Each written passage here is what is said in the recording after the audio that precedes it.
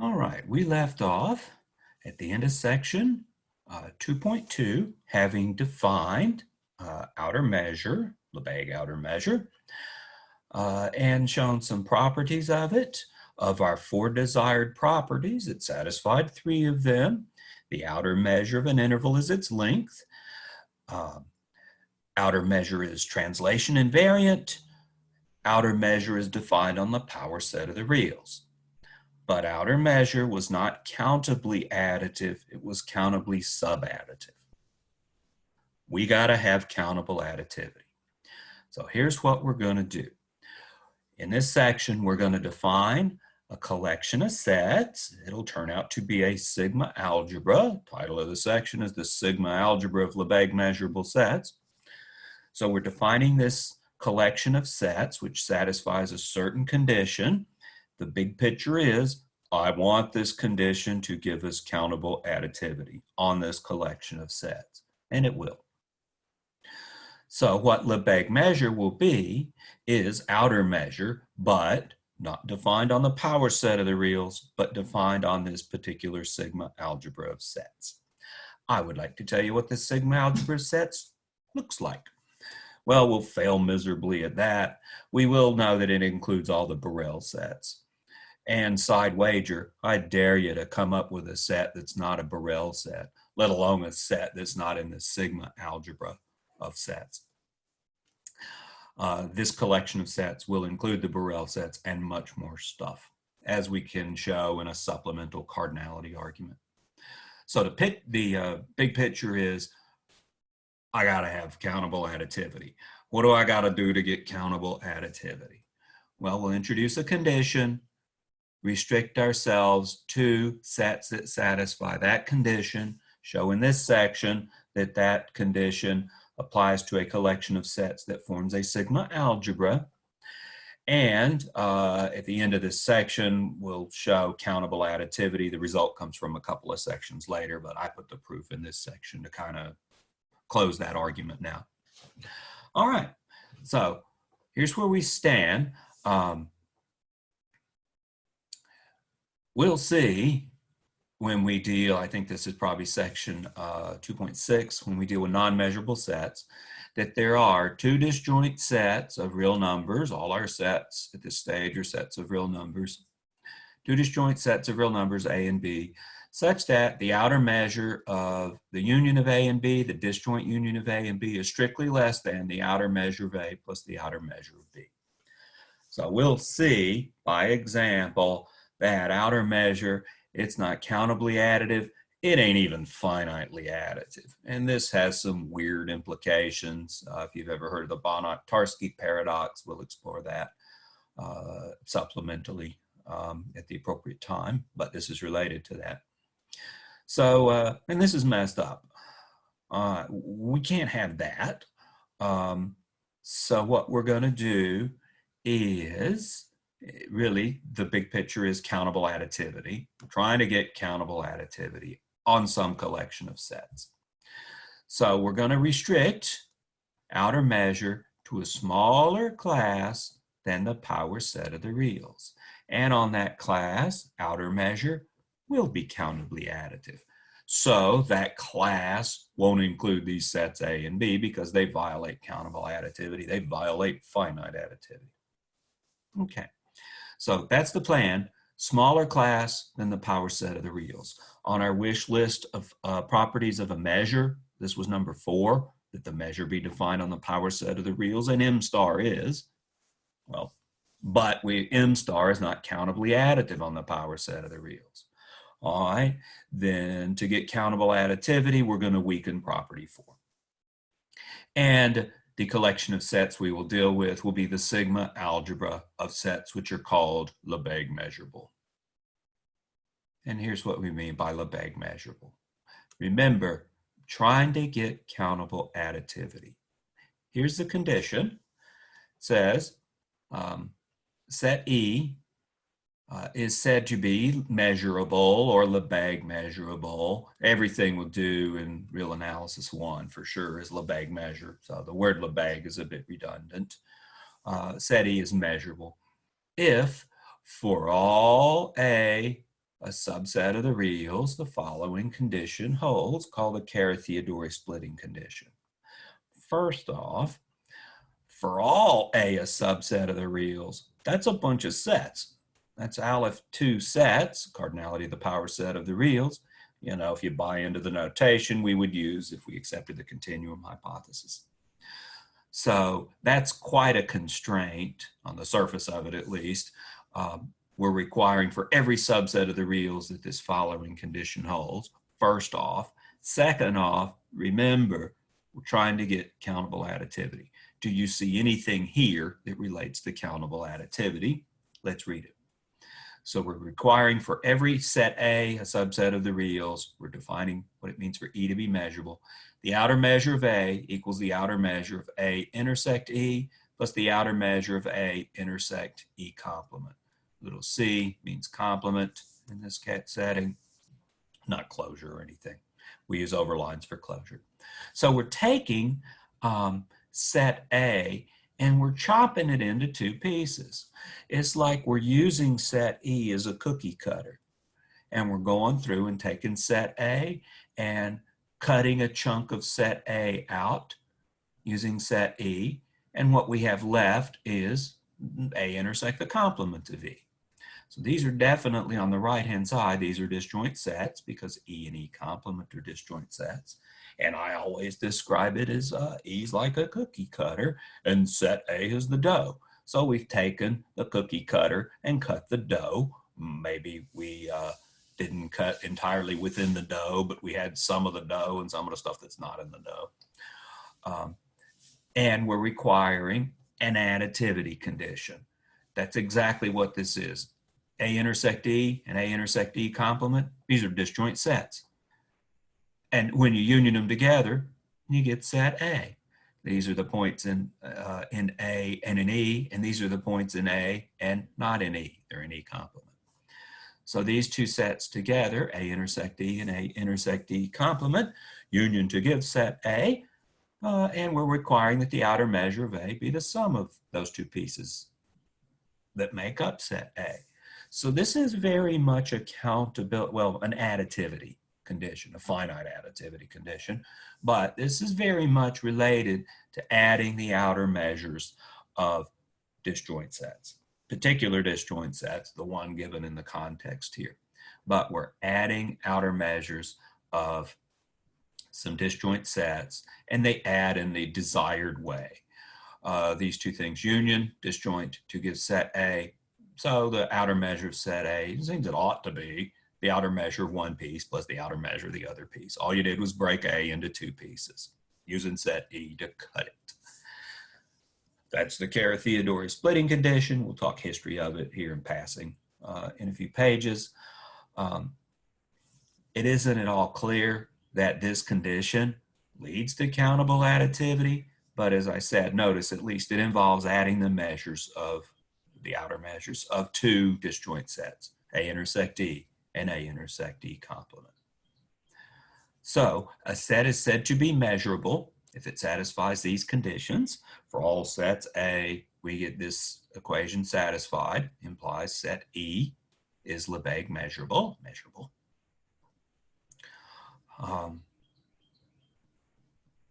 Here's a comment I already made. Gee, there's a bunch of subsets of the real numbers. There's, if you accept the axiom, the continuum hypothesis, then there's Aleph 2 subsets of the reals. If you don't accept the continuum hypothesis, there's still a hell of a lot of subsets of the reals. I could just put a cardinal number on it if you accept the continuum hypothesis, or maybe it's a generalized continuum hypothesis. So that's a lot of sets to check. Here's it seems like a real pragmatic result here. Problem 2.20 says, if the outer measure of set E is finite, then E is measurable, if and only if the following is satisfied. If and only if, here we go. The outer measure of open interval AB equals the outer measure of open interval AB intersect D plus the outer measure of open interval AB intersect D complement. Well, that's the Theodore splitting condition that we had above. where set A, here, here, and here, has been replaced with the open interval AB, here, here, and here. So in other words, if the outer measure of set E is finite, we don't have to check every subset of the reals. After all, there's a lot of them, Aleph2. We only have to check the Theodore condition for open intervals A, B.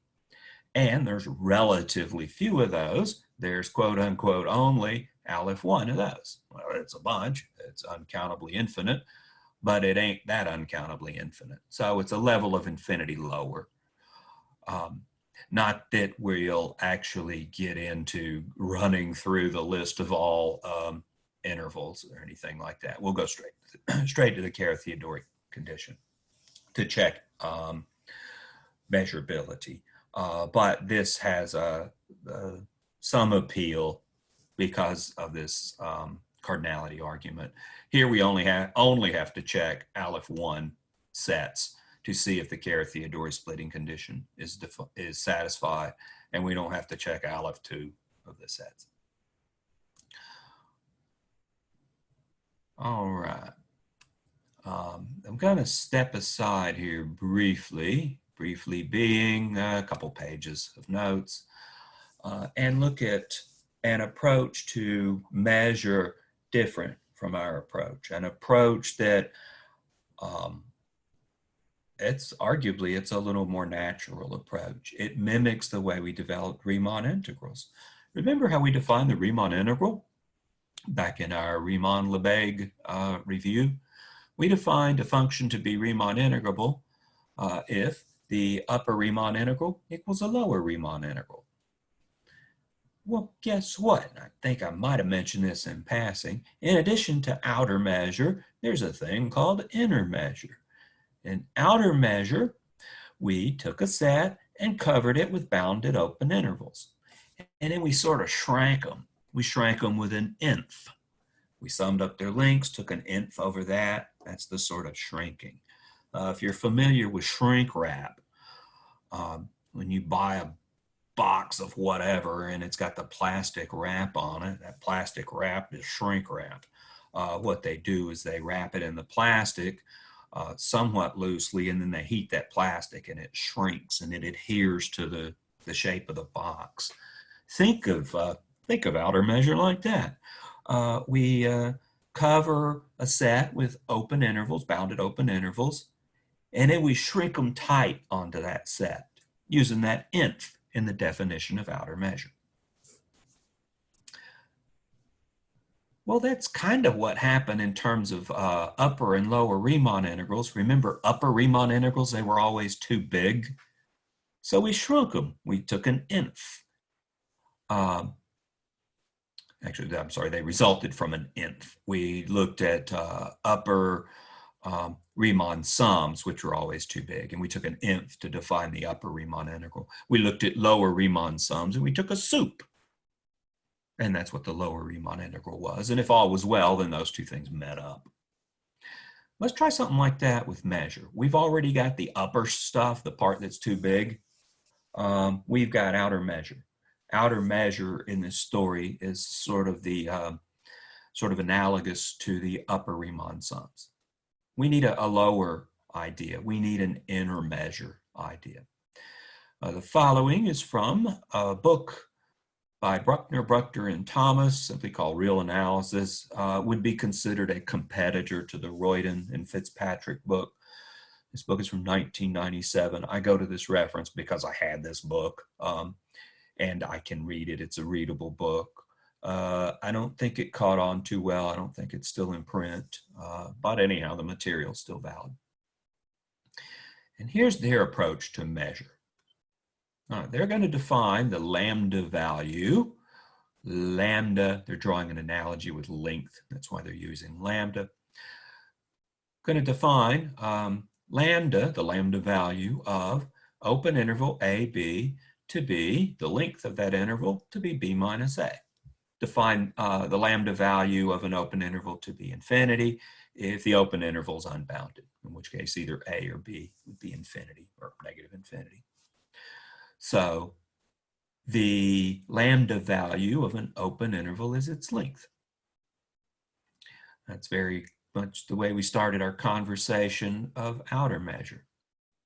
For open set G, made up of disjoint countable collection of open intervals I sub k, you know what an open set of real numbers looks like. Most important result from senior level analysis 1, so I say. Knowing what an open set of real numbers looks like in this setting lets me totally define a lambda value for an open set. Hey, open set G is made out of countable disjoint union of open intervals. And let's denote those open intervals as I sub k. We know they're disjoint. That's what the little dot for is. Little dot there is for. And there's a countable number of them, so we'll sum from 1 to infinity. Union from 1 to infinity. Then define the lambda value for this open set simply to be, since the lambda value is defined for open intervals, and these I sub k's are open intervals, not necessarily bounded, but we've taken care of unbounded open intervals too. Define lambda of G to be the sum from 1 to infinity of lambda I sub k. You got any concerns about divergence here? Yeah, the lambda I sub k's, we dealt with open intervals. These would all be positive. An interval has an interior. The endpoints are distinct for intervals. So the lengths are all positive, strictly positive. So we're taking a series of positive numbers. What could go wrong? It could diverge to infinity. That's the only thing that could go wrong. There's no absolute convergence versus conditional convergence. So everything is non-negative. So, or well, here everything's positive. So if we have divergence, it's divergence to infinity. And I don't mind lambda values being infinite. Separately, for some technical reasons, we need to define, for the empty set, simply define the lambda value to be 0. So this gives us a lambda value associated with all open sets, taking very much advantage of the fact that I know what an open set of real numbers looks like. Countable disjoint union of these here I sub k's, where the I sub k's are open intervals. Okay, now we need to go beyond open intervals. What we're going to do is let E be a closed and bounded set. Okay, it's a set of real numbers, so it is compact. But having upper and lower bounds, we can define the greatest lower bound and the least upper bound, A and B, of set E. And what we effectively get then is set E lies inside the closed and bounded interval AB. Very tightly, in fact. What happens in the interior of that open interval, I don't know about, but hey, A is the greatest lower bound of E, so it's up tight against set E. B is the least upper bound, it's up tight against the right-hand side of set E. And we're defining lambda of closed and bounded set to be B minus A minus lambda of the open interval from A to B, set minus E. All right, so what's up with that? What is this set, open interval AB, set minus E? First off, open interval from A to B is an open set. When you do this set subtraction thing, let's explain down here. When you do the set subtraction thing, whoops, you're really intersecting with a complement.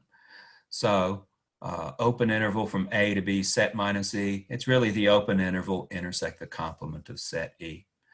Hey, set E was closed, so E complement's open. There's an intersection of two open sets. Intersection of two open sets is open. So this is an open set. Good thing, because lambda is only defined so far on open sets.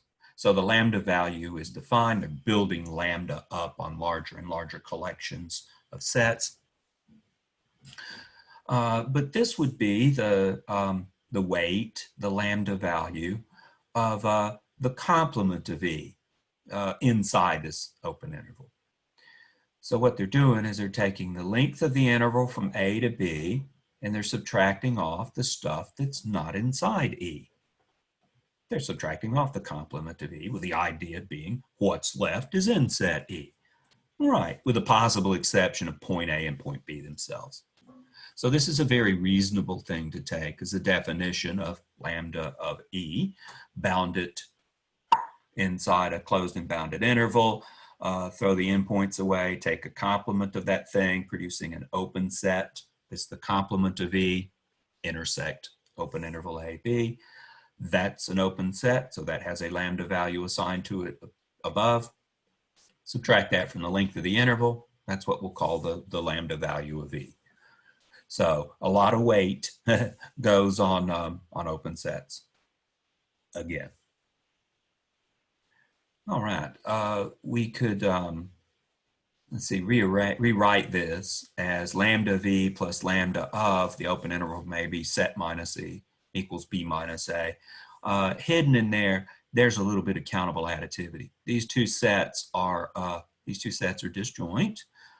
The open interval from A to B with E taken away and E itself definitely disjoint sets. And when I glue these two sets together, I get the interval from A to B, which has this lambda value, has this length. All right, a little rehashing in this new notation of outer measure.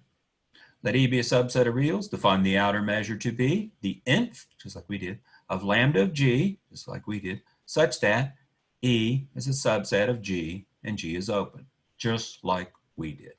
This is called the outer measure of E. Is this exactly what we did? We covered E with bounded open intervals. The bounded part was maybe a little bit different from what we have here. But we covered it with bounded open intervals and we added up their lengths. Do you see a sum of lengths here in lambda of G? G's an open set. I do. There they are up here.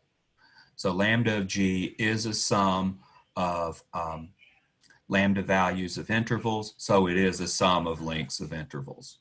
So this is the exact same thing we did. Well, with a possible exception of some things concerning bounded intervals. But this outer measure equals our outer measure. Same thing that Royden does. Well, let's do something new. Let's do inner measure. So here's what we're going to do. Let E be a subset of the reals. Define lambda substar of E to be the sup of lambda of F such that F is a subset of E and F is compact. We're in the setting of real numbers, compact, closed and bounded, same thing. Hey, you know lambda values for compact sets. You've assigned lambda values to compact sets. So what we're doing is stuffing little compact sets inside set E, and we know how to lambda them. They have lambda values associated with them. And then we take a sup, because these were subsets. The F's are too little. What we'll do is swell the F's up using this sup, and that's how we'll define inner measure. Separately define the inner measure of the empty set to be 0. But think in terms of the hardware store again. If you've ever seen spray foam, if you got a crack, like in a window in your house, you put the spray foam in there and it goes in and it takes air in and it swells up. That's what we're doing with this sup. We're going inside set E with these compact sets. Compact sets are closed and bounded, not necessarily connected or anything like that. Closed and bounded is what they are. And then we're swelling them up, kind of till they fill up set E in some sense. That's what the sup does. So with outer measure, we covered it with open sets and we shrunk them down in a sense. We took an nth. Here, we're going inside with compact sets and we're swelling them up. That's what inner measure is. And if all's right with the world, that shrinking and swelling for a given set, they ought to meet. Just like for Riemann integrable functions, the upper Riemann integral and the lower Riemann integral are the same. We should have, for nice sets, measurable sets, we should have the inner measure and the outer measure the same. In fact, that's what we'll define as measurable sets. Quick little property of outer measure. It's translation invariant, just like, what are we talking about here? We're talking outer measure on this one. Well, we've already shown this. Outer measure is translation invariant, monotone. The outer measure of an interval is its length. Countably subadditive. So these were properties established earlier about M star. We called it M star, but they're lambda superstar. Properties of, here we go, properties of inner measure are similar. Inner measure is also translation invariant. Inner measure is also monotone. We showed that as an exercise. The inner measure of an interval is its length. So far, so good, same as outer measure. And inner measure is countably super additive. So here's something different. When we had outer measure, we took the outer measure of a union, we got less than or equal to the sum of the outer measures. When you do inner measure, you get the inner measure of the disjoint union is greater than or equal to the sum of the inner measures, stated in terms of disjoint sets, if you like. Okay, so the inequality got reversed when we went from inner to outer measure. Maybe that makes some intuitive sense. We were coming above and shrinking down with an nth. With this inner measure, we're going below and swelling outwards with a supremum. So there's some properties that could be established. I've got supplemental notes out there that establish this stuff. Knock yourself out with that. Let's get back to Royden here shortly. But one thing that can be shown, it's in some of the exercises, it's problem 2.7 and theorem 2.11, and we've mentioned this in special cases so far. If E is a subset of the reals, then there's a G delta set, G, such that E is a subset of G, G covers E, and the outer measure of E equals the outer measure of G. We stated that already. I think problem 2.7 deals with that. I think it was in the setting where E is a bounded set, but it's true for unbounded sets as well. So, gee, that tells you in some sense, every set of real numbers is, with respect to outer measure, really close to a G delta set. And notice the G delta set, countable intersection of open sets, covers set E. It's outside set E. It encompasses set E. Guess what we're going to do with F sigma sets? F sigma sets were countable unions of closed sets. Claim here is there's an F sigma set such that F is a subset of the given set E, and the inner measures are the same. So we've got this G delta set outside of set E that has the same outer measure, and we've got this F sigma set F that's inside set E that has the same inner measure. G is called the outer approximation. F is called the inner approximation, along with some other verbiage that's mentioned in the Royden and Fitzpatrick book. Gee, for a nice set, those things should come together. That all four of these measures should be the same, it seems. The outer and inner measure V should be the same. If it is, then these other things will be the same. And that's what we will define as our condition of measurable.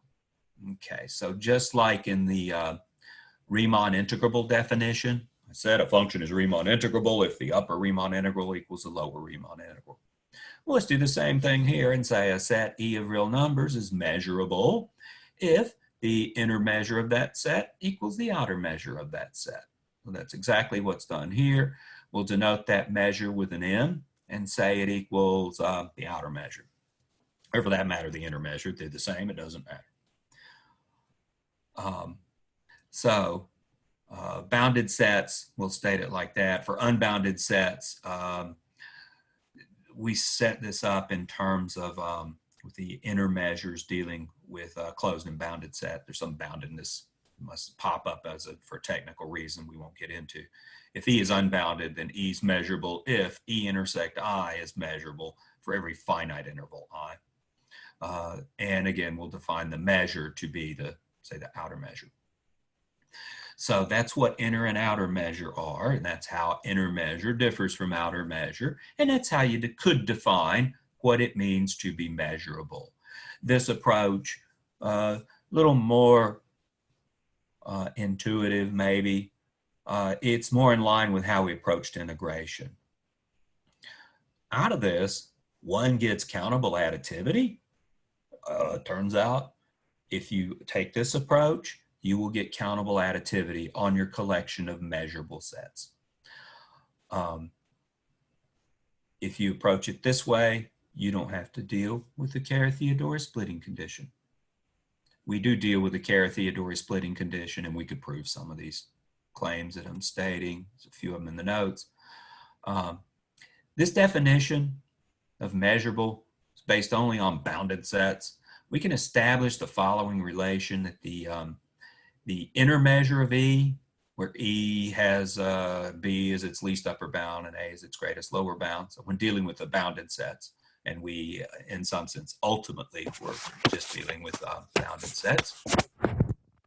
Then we get inner measure is B minus A plus the outer measure of a complement, effectively, with respect to the interval.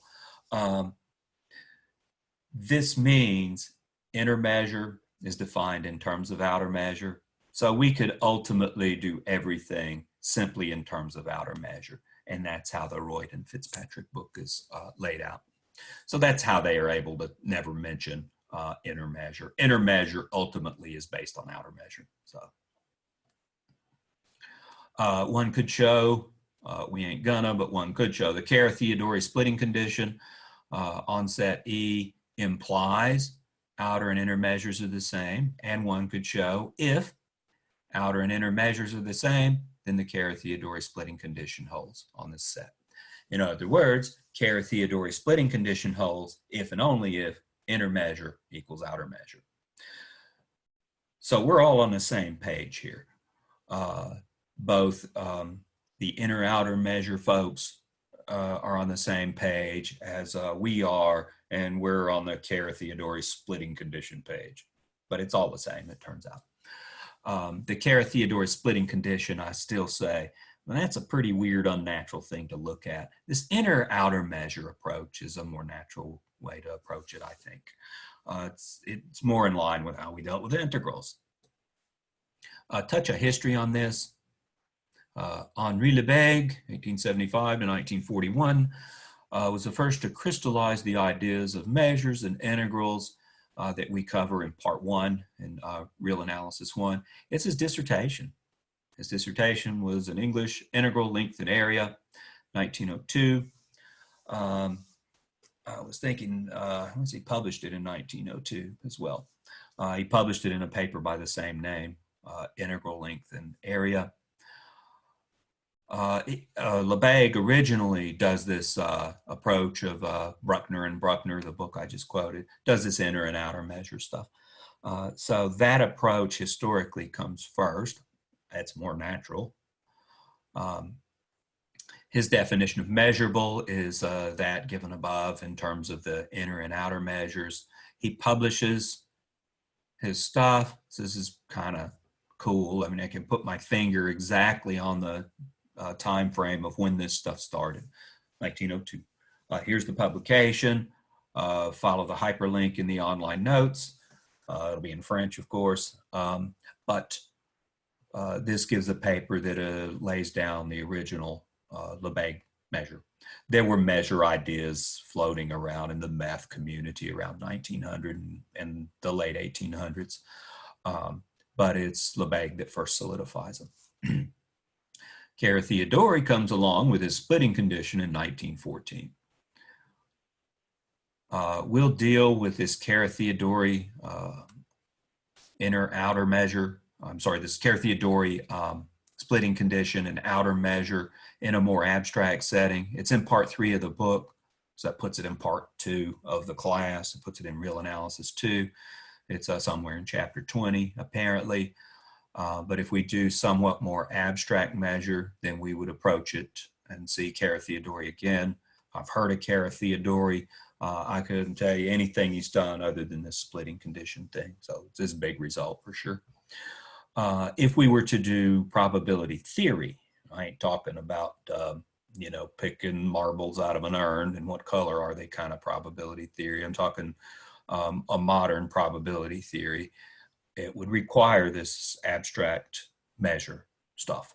Probability is a measure. It's an example of a measure. So probability theory really falls under the realm of measure theory I've mentioned before. The results for Theodore in German are available online as well. There's a hyperlink. The red fonts indicate there's a hyperlink. Back to Royd and Fitzpatrick. Okay, so there's a little side order of knowledge for you in terms of inner and outer measure. We'll stick to outer measure and do things in terms of outer measure and do things in terms of the Theodore splitting condition. All right. Now, the Theodore splitting condition said for all sets A, subsets of the real number, the outer measure of A equals this right-hand side. That was the Theodore splitting condition.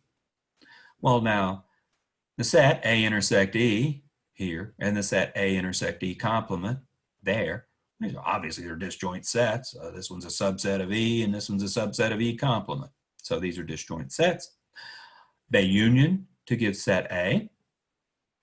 So by countable subadditivity, we can immediately conclude the outer measure of A is less than or equal to the outer measure of this plus the outer measure of that. So this comes merely from countable subadditivity. We've got that for outer measure. We had that instead of having countable additivity. If you'll recall the 4 desired properties, the third one we desired was countable additivity. We didn't get countable additivity. We had countable subadditivity, which includes finite subadditivity. So subadditivity will give us half of the Theodore condition, Theodore splitting condition, half of it, the outer measure of A is less than or equal to part, that comes immediately just from subadditivity. So if we want to show a set is measurable, all we got to do is reverse that inequality. So establishing the equality becomes a touch less cumbersome.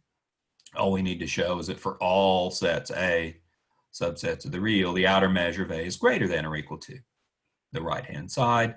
Less than or equal to comes from subadditivity. We can draw the conclusion of equality if we can establish this second part. Let's make this observation. Note 2.3.A, as we'll refer to this when we establish measurability in some of the theorems to come. If A has infinite measure, then of course this condition holds. Infinity is greater than or equal to, right? We're dealing with extended real numbers, but you don't get greater than infinity. So this condition will hold in our way of treating the ordering on the extended real numbers, including the infinity symbol. Just don't do arithmetic with the infinity symbol and you'll be fine. So we really only need to consider sets A of finite outer measure. So a quick observation that comes from ultimately from subadditivity. From this fact, we need only consider finite outer measure sets. If set E satisfies, say, this inequality, then so does E complement. Take E and replace it with E complement. Okay, that would become E complement, and this would become E complement complement, which is E. So if I replace E with E complement, it just swaps these two things. Well, there's the same sum. So we're learning some things about which sets are measurable. If set E is measurable, so is set E complement. We got a collection of measurable sets that's closed under complements. The empty set's measurable, so is the whole real line. If I take E equals the empty set, A intersect E, well, that's nothing. That's the empty set. Empty set has outer measure 0. That's gone. And here we get A intersect the complement of the empty set, which is everything, the real line. It's just set A. We get the outer measure of A greater than or equal to the outer measure of A? Correct. So the condition holds and the empty set's measurable. Guess what? The real line is measurable as well. Similar argument. Or I could say, well, the real line is a complement of the empty set. And we know complements of measurable sets are measurable.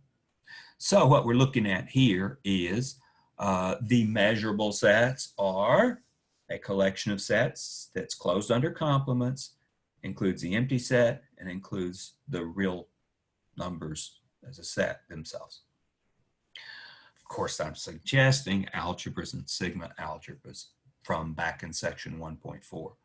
So the goal in this section is to show really that the collection of measurable sets, that is a collection of sets satisfying the Theodore splitting condition, form a sigma-algebra.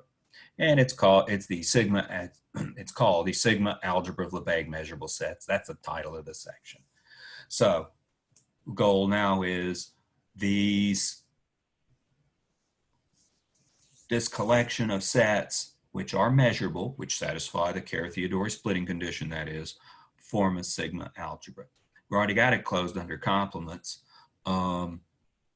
Let's show first it's an algebra.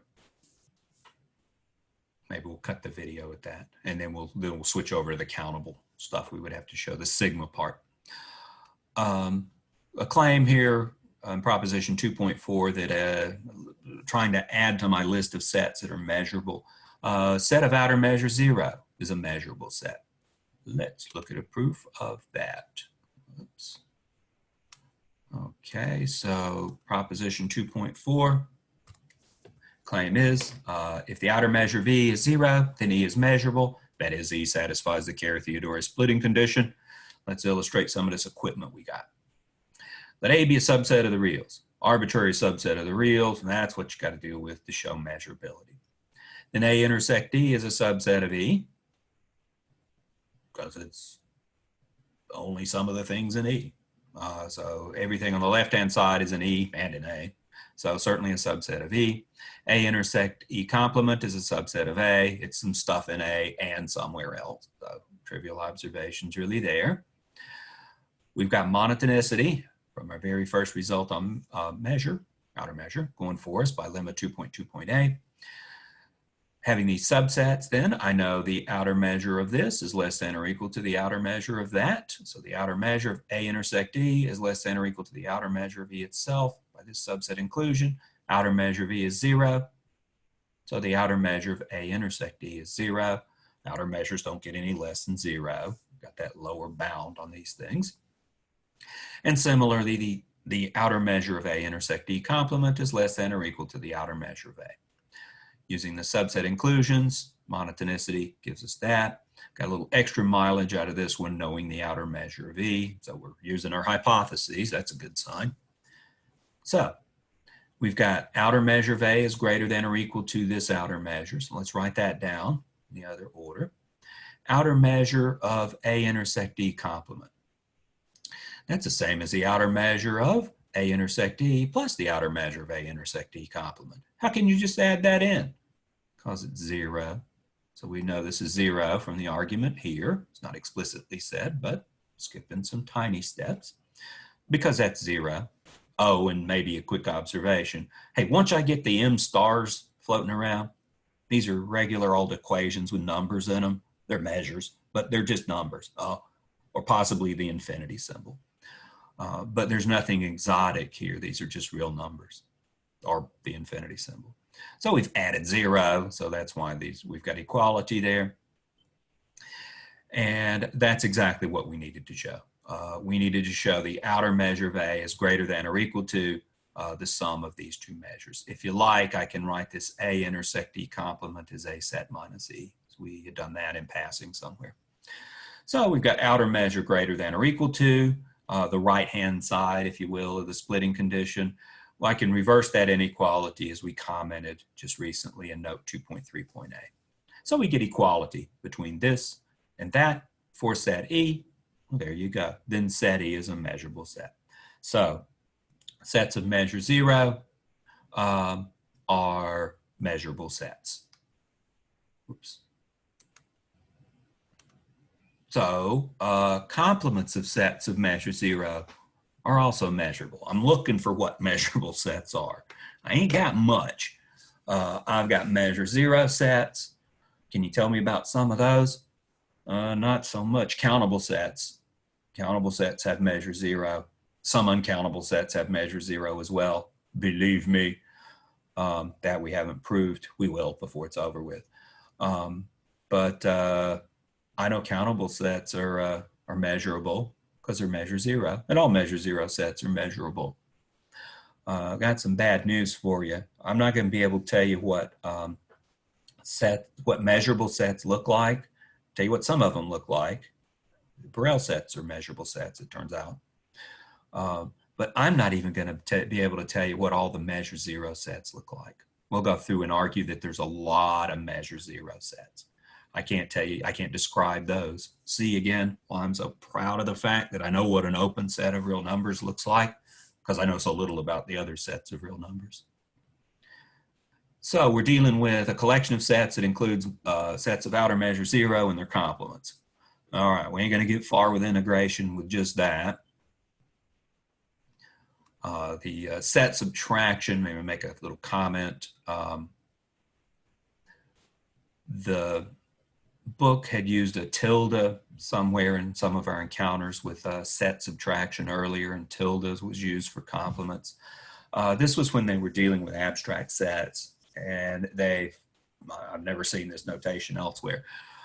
When they're dealing with complements here in the set subtraction, they use this notation instead of the tilde stuff when they're dealing with sets of real numbers.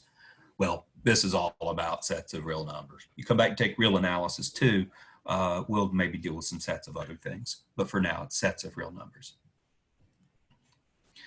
We will denote the set of all Lebesgue measurable sets with a calligraphy M. What we know about calligraphy M so far is it includes the empty set, the real numbers, and all sets of outer measure 0.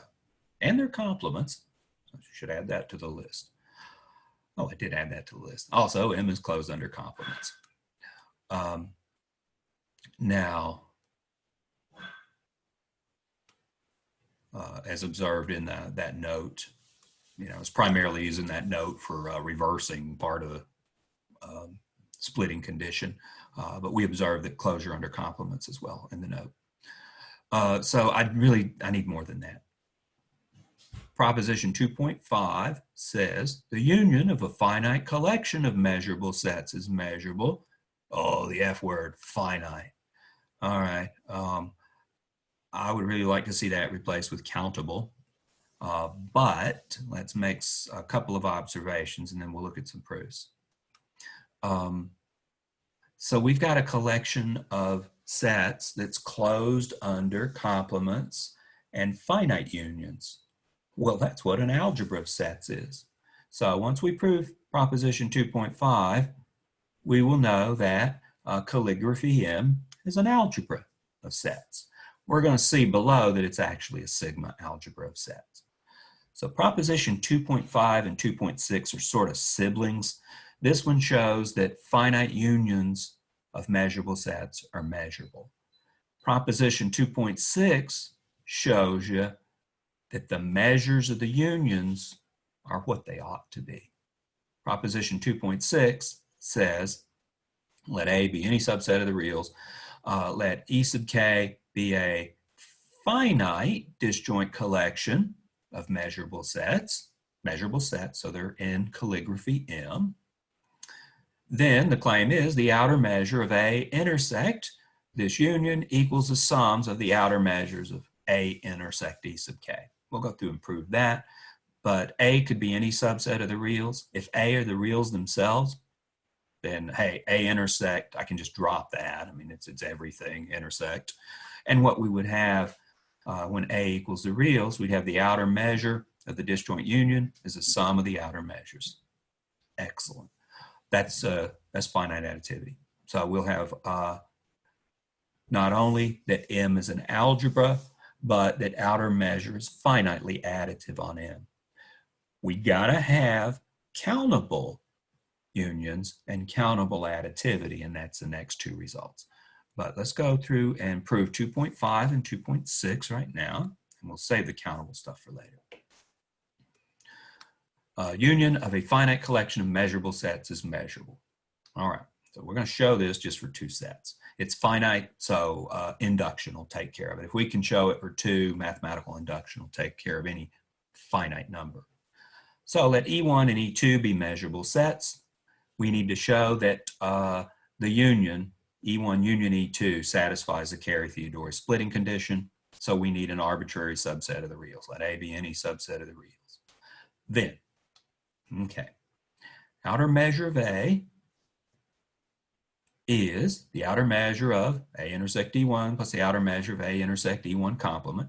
That's the Carey-Theodore splitting condition as applied to E1. You know E1 is measurable, so you know it satisfies the Carey-Theodore splitting condition.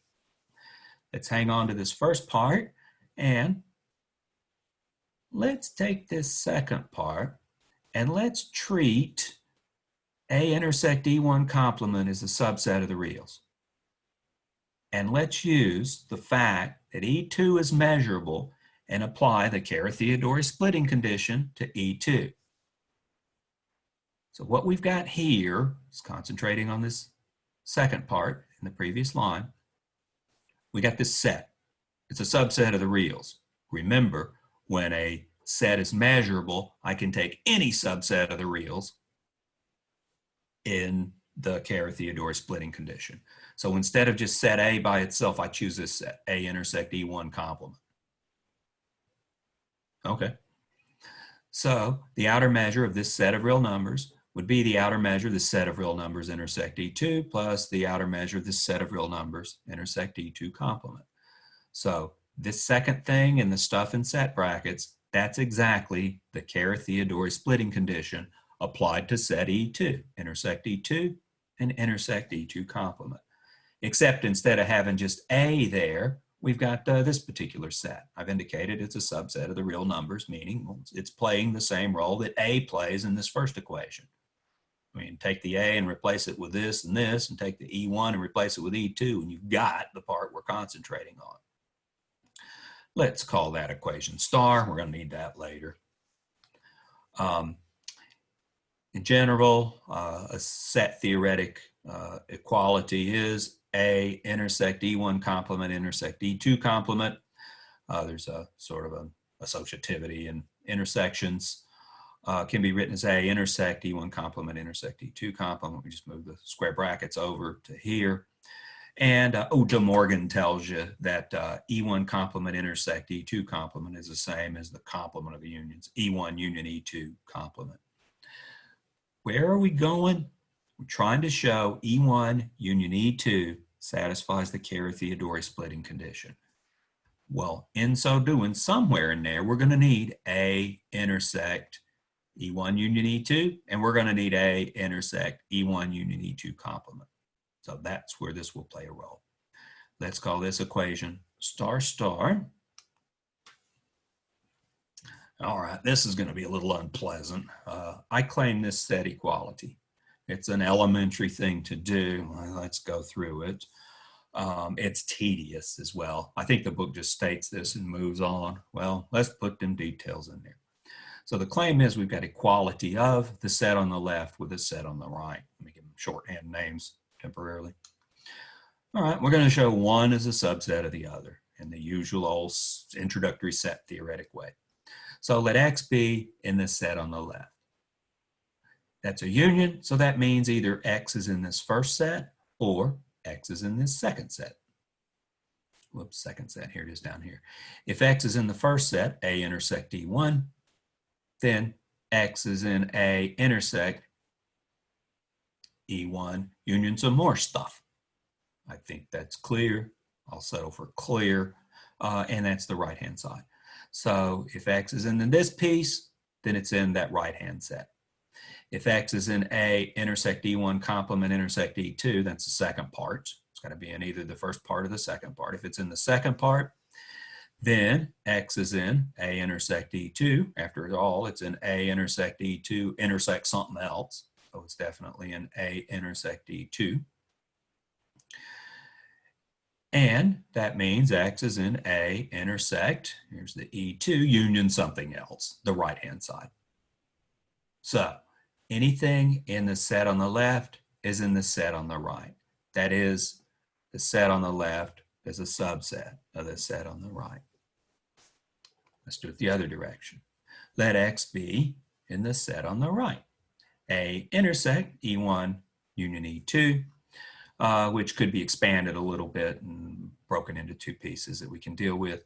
A intersect E1 union A intersect E2. I don't know, an elementary set theoretic identity. I don't want to establish that. I don't want to go that far back to the foundations. But sort of like a distribution property of this intersection over the union. All right, but this allows us to say, okay, well then X is either here or here, union of the two. If X is in the first one, if X is in A intersect E1, then X is in A intersect E1 union some other stuff. And that is now the left-hand side. We're showing the right-hand side is a subset of the left-hand side. So we want to get out things in the left-hand side. If X is in this second piece, A intersect E2, if X is in A intersect E2, then either X is in E1 or E1 complement, because that's everything. So X is in A intersect E2 intersect E1, or A intersect E2 intersect E1 complement. It's got to be in one of these two, so we're taking it to be in what we know it's in, A intersect E2, and either E1 or E1 complement intersecting. Also, A intersect E2 intersect E1 is a subset of A intersect E2. We've just intersected it with something additionally, the E1. So X being in, here's that thing we were just talking about, A intersect E2 intersect E1 union, some other stuff. That's a subset of A intersect E2 union the other stuff. We simply replace this part with A intersect E1 based on what we know from here. A intersect E1 union E2 is a subset of A intersect E1 union, the left-hand side. I need a little more authoritative ending to this. So we've taken X in this part B, part 2B, X to be in A intersect E2, and ultimately shown X is in, here it is right here, the left-hand side. So if X is in this set, the right-hand side set, then it's in, X is in the left-hand side set. So we've got one as a subset of the other is a subset of one, so those two sets are equal. A very unelegant set theoretic argument. Okay. Let's get back to more computational stuff with the measures. All right, so here's what we had stated as that equality on the previous slide. So let's throw an outer measure at this thing. We've got the outer measure of, see, we're taking the outer measure of the right-hand side is less than or equal to the outer measure of the left-hand side, outer measure of the right-hand side here. Outer measure of the left-hand side would be this union. Outer measure of a union is less than or equal to the sum of the outer measures. That's subadditivity. So we skipped a step, but we've got subadditivity to produce this. Let's call this star, star, star. Whoops. So we get that relationship. Now, looking at the outer measure of A, remember where we're going. I'm going for the Theodore splitting condition. We're there. The Theodore splitting condition applied to the union of two sets, E1 and E2. So the outer measure of A on the left-hand side, on the right-hand side, I want to see the outer measure of A intersect, E1 union E2, and the outer measure of A intersect, E1 union E2 complement. There's the Theodore splitting condition is applied to the union. Okay, equation star gave us this relationship here. Equation star star had, let's see, what have we manipulated? Allowed us to rewrite this A intersect E1 complement intersect E2 complement differently. It was simply De Morgan's law that gave us this thing here. And then in star star star, we've got, let's see, outer measure of A intersect E1, and then this complement stuff. Well, that's the first two pieces. So we can take those first two pieces given here, replace them in an inequality with this part. That's a desirable part because that's got E1 union E2 in it. So do the replacement for these two pieces. We're still left with this piece over here. That's exactly the Theodore splitting condition on sets E1 union E2. The inequality goes in one direction. Yeah, we could reverse that inequality by note 2.3.a. Subadditivity gives us the reversal of the inequality. Therefore, we have equality. Therefore, E1 union E2 is measurable. So by induction, any finite union of measurable sets is measurable. Okay, we've shown if E1 and E2 are measurable, then E1 union E2 is measurable. We didn't say anything about the value of their measure. We've just shown that they are measurable. I put a little emphasis on measurable because there's two topics here. There's measure and measurable. First comes measurable. Once it's measurable, then we can talk about measuring it. So this shows E1 union E2 is measurable, or any finite union of measurable sets is measurable. Proposition 2.6 addresses the value of that measure. And what we'll do after this is we won't do finite unions, we'll do countable unions, and we won't do finite additive, we'll do countable additive. But let me save that for another video because I'm running low on energy. Proposition 2.6 says, let A be a subset of the reals, let E1 through E sub n be a finite disjoint collection of measurable sets. Then the outer measure of A intersect that disjoint union, there's my dot for disjoint union, equals the sum of the outer measures. That's the way it ought to be. When you take disjoint sets and you measure their union, you ought to get the sum of the measures. It's outrageous that there's times that doesn't happen. It's rare that that doesn't happen. We're going to go to great lengths to find a non-measurable set that violates this idea. So this is certainly desirable. It's not everything we need. We need to do this for countable collections. We got to have countable additivity, you know, to do the integration thing. But we're getting there. This is finite additivity. All right. Again, we'll use induction and establish this for two sets, say E1 and E2.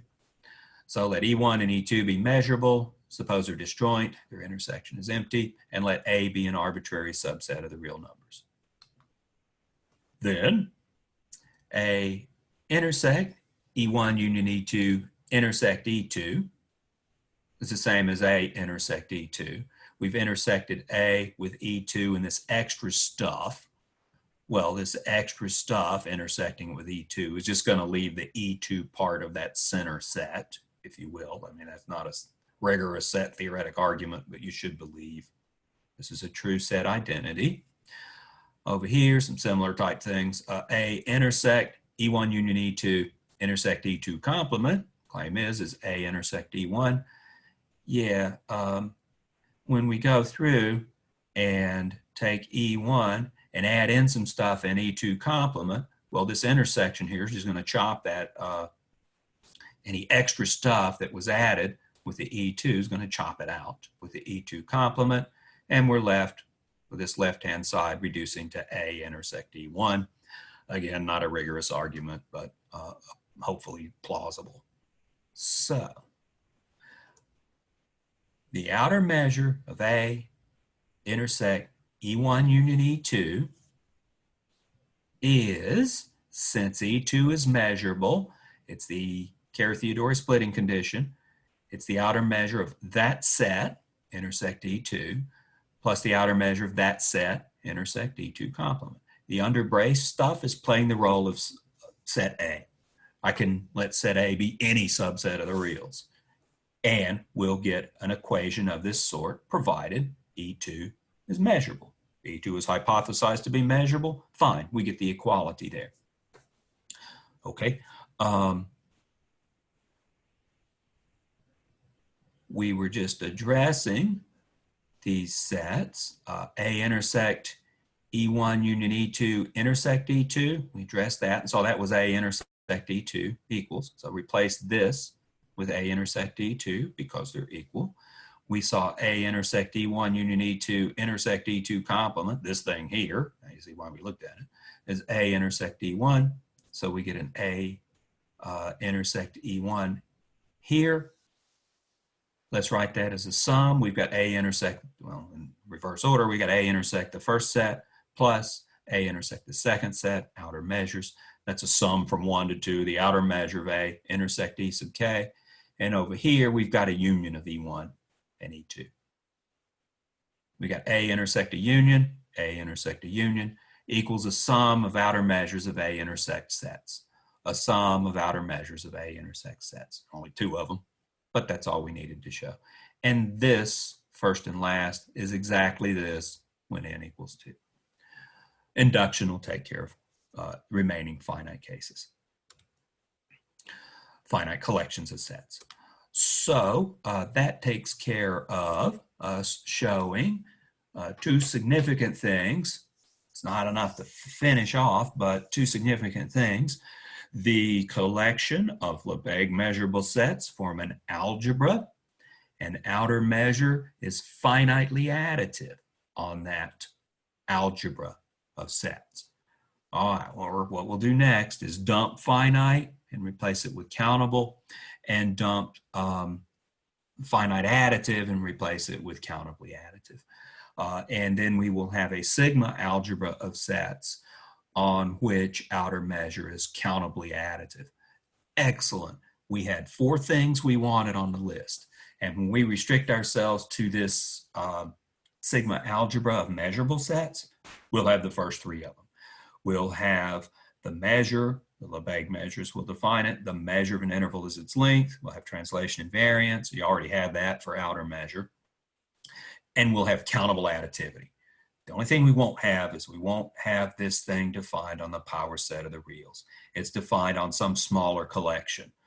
We will show it's smaller by demonstrating 1 set that's not in calligraphy M and move on. Actually, I'm going to bring some supplements in and say, well, how many measurable sets are there and how many non-measurable sets are there?